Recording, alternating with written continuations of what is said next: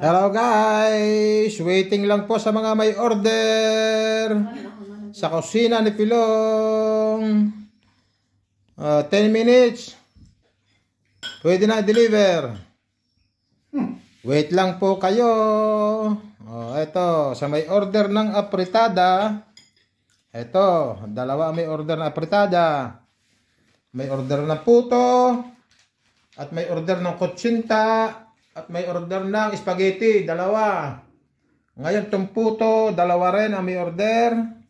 Gumagawa pa. Itong kutsinta, ang may order ay 4. Gumagawa pa ng 3. Ayan, mga kaibigan. Tiramisu. Ready to deliver na. At ang may order ng tiramisu. Deliver muna namin. Ayan.